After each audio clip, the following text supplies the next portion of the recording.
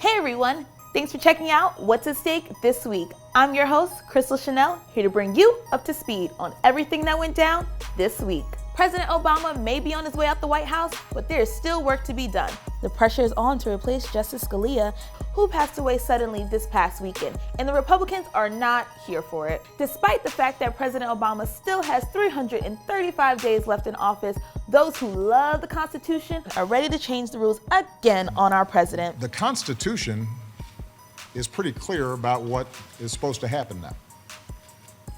When there is a vacancy on the Supreme Court, the President of the United States is to nominate someone. The Senate is to consider that nomination.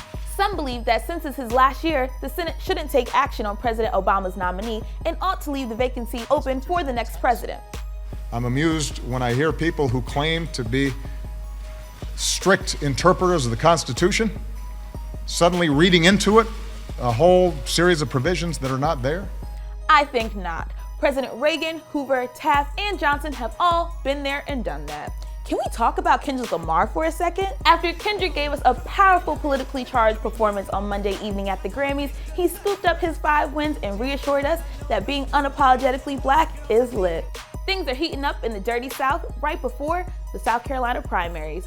Governor Nikki Haley's endorsement of Marco Rubio shook things up on the Republican side. Meanwhile, on the Democratic side, Hillary and Bernie are on the ground fighting for the black vote. Sanders kicked off his HBCU tour this week at Morehouse College.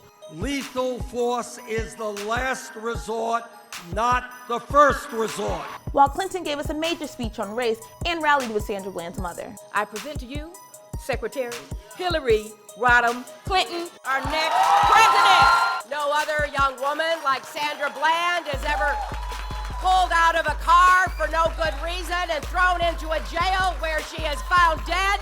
Be sure to tune in to BET this Sunday, February 21st at 10 a.m. to watch Mark Lamont Hill and Jeff Johnson sit down with our Democratic presidential candidates to discuss the tough issues that affect the black community. My time's up, but for more on these stories, check out BET.com. I'm your host, Crystal Chanel. Thanks for watching, and we'll do it again next week.